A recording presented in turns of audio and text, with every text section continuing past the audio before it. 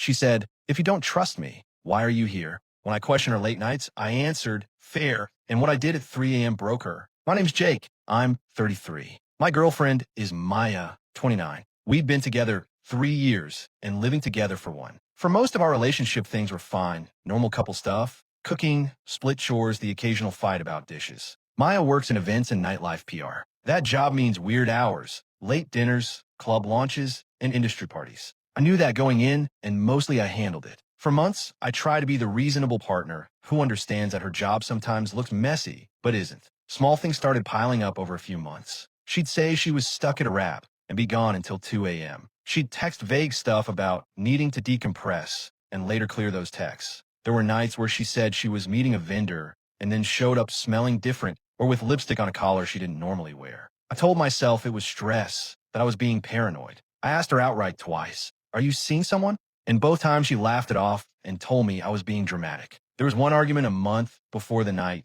this all blew up. I said I felt weird about the late nights. She looked at me, tired, and said, "If you don't trust me, why are you here?" She wasn't yelling. She was flat. I answered fair. It was supposed to be disarming. Instead, it felt like a challenge. She told me I could check her phone, which I didn't, but she also told me to stop being suspicious and that I was overreacting. That fair line stuck with me because it felt like the end of the conversation, and we moved on. Or so I thought. 2 weeks later, around midnight, I glanced at the Find My app we shared for convenience. The usual, "Where are you?" check. Her dot was in the club district, pinned at the Velvet Room, which made sense on paper. I texted, "You okay? Long night." She replied, "Ugh, yeah, client drinks. I'll be late." I let it go. At 1:15 a.m., the dot moved off the club and pinned at a block of short-term rentals near the river. Not the hotel district, a residential row of rooms. It stayed there. I waited. I told myself I would be reasonable. If she was with a vendor or an out-of-town client, it would end there. But it didn't move for an hour. At 2:30 a.m.,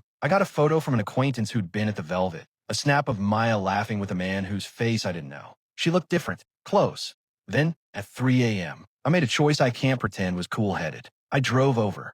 I told myself I wouldn't go in, that I'd wait in the car and see if the location moved. But when I pulled up, a row of houses looked lit in that guilty way places look when someone is up late. I walked to the door of the Airbnb where the had been sitting and stood on the stoop. If you've ever been to a place like that at 3 a.m., you know the sound, muffled music from within, someone laughing too loud, the clink of glasses. I knocked. The door opened a crack. Maya's face was there for a beat, surprised, then blank. Behind her was a man I'd never met, and for a second the whole room felt like a photograph. She tried to step back and close the door. I said, quiet enough so the neighbors didn't hear, but loud enough for her to stop. "Maya, we need to talk." She told me not to come in, told me I was being controlling. That's when I did the thing people keep asking about. I didn't shout. I didn't throw things. I walked in. She moved to stand between me and the man. "Jake, please don't do this here," she whispered, panic sharp in her voice. I sat on the arm of the couch and looked at them both. Maya's phone was on the table. A message thread was visible on the lock screen preview. I did something petty and deliberate. I hit record on my phone and started to speak into it. I recorded a short statement, my voice at the time, what I'd seen, who was there. Then I opened her phone with her thumb because it was unlocked. She'd been holding it earlier. And I glanced at a message that made my chest slam. Casual, flirty lines back and forth between her and this man. Plans to meet after the club. I didn't brandish screenshots or threaten to post them. I didn't need to. I took out my phone and, with my hand that was shaking, I typed a single message into our shared family group chat. If anyone needs proof, I wasn't being dramatic. I'm at address. Maya is with X. I'm outside. I hit send. It's wild how a single small act can change the air. The message went to 5 people. Her sister, my mom, and 2 mutual friends. I didn't mean for a mob. I meant for anyone she'd normally tell a version to be there if she wanted to explain. I wanted witnesses who knew the truth and wouldn't let me be gaslit into thinking I'd imagined things. Maya collapsed into tears. She begged me not to make it worse. The man got quiet and left through the back door. Her friends, the ones who saw the message, started to arrive, 2 of them within 10 minutes. Her voice over the phone shifted from pleading to raw. She admitted the flirtation, said it didn't mean anything, that she'd been lonely and stupid. Her friend group texted back and forth. The view from inside was messy and ugly and human. What I did at 3 a.m., show up and send that one-line message, broke her. I didn't humiliate her in public by plastering photos to social media. I gave her the chance to tell the people she'd usually tell first, and she sobbed and told the truth to them in a way she hadn't told me. I left. I slept in my car that night, because I couldn't sit in the apartment and pretend everything was normal. Update 2 days later. The fallout was immediate and small in public, but huge in our private life. Maya called me, begged me to delete the message, to not make it a thing. I didn't delete it. A few people in the group chat asked what was going on and then sat quietly while she explained. Her sister was livid. My sister texted me and asked if I'd lost my mind. A couple of mutual friends sided with me privately and said they'd suspected something was off. A couple sided with her and said I'd overreacted. Maya apologized, but it was brittle. She said the flirtation didn't amount to anything and that she'd told the man to stop. She said she'd been lonely and the attention felt validating. She promised to cut contact and to be transparent. I wanted the simple stuff. No more lies about where she'd been and no more deliberately vague, meeting a friend, texts at 2 a.m. We started couples counseling within a week.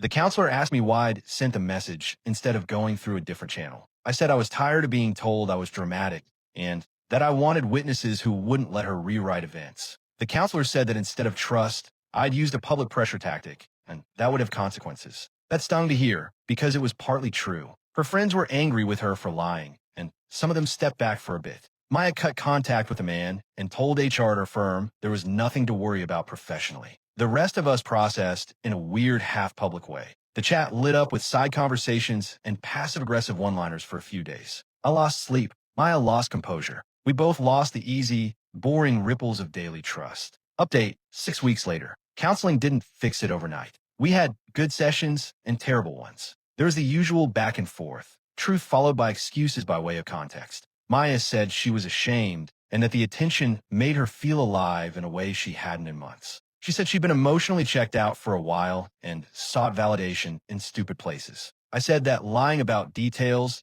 and minimizing how hurt I felt were huge breaches. Here's what changed practically. Maya agreed to a transparency plan. She agreed to show me calendar invites when she had late events, to text when plans changed, and to let me call a trusted friend of hers if I needed reassurance before a meltdown. I agreed to stop sneaking checks and to ask directly when I felt unsettled instead of letting suspicion become a secret habit. The counselor forced us to write a one-page contract about what transparency would mean. We signed it. That doesn't make the nights of fear go away. It does make the nights of did she or didn't she shrink. We had setbacks, a deleted text here or a sarcastic reply from a friend there, but also small wins, an evening with no phones on the table, Maya turning off work notifications after 10 p.m. for a month, and a weekend getaway where we didn't check email. We were trying, clumsy and real. Publicly, the group chat quieted down after a few weeks. People rejoined the rhythm of normal. A few friends texted me privately to thank me for the honesty. They'd always suspected things, but a few people told me I'd overstepped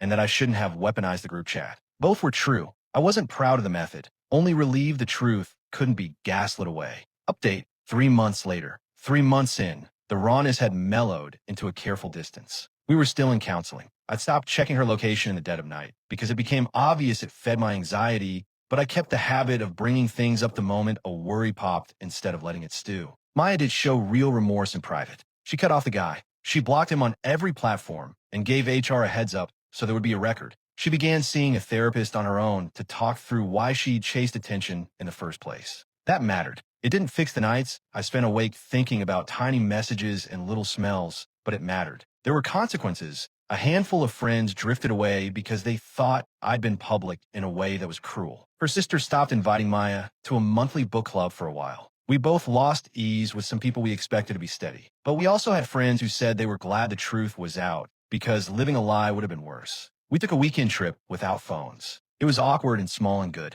We learned to have a check-in at dinner where one of us could say, I felt left out today, and the other had to listen. Tiny, concrete tools like that mattered because the big gestures had already been burned. Final update, 9 months later. 9 months on from that 3 a.m. night. Where are we? We're still together. That's not a glowing endorsement saying everything is fine. It's honest. We stayed and we worked.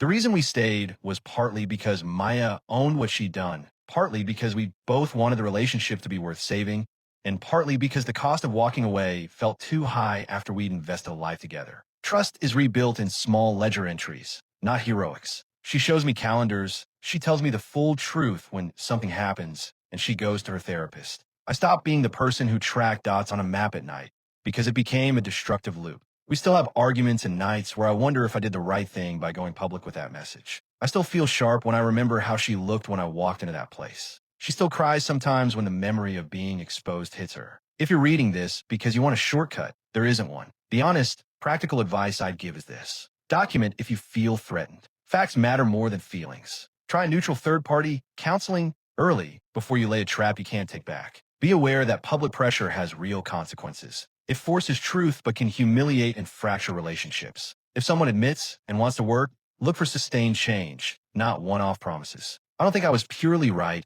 or purely wrong. I broke something in a way that forced the truth into daylight. That truth was painful and messy, and it might have been possible to get it without the 3 a.m. moment. Maybe I should have handled it differently, but I also don't regret the honesty that followed. We're living with the consequences either way.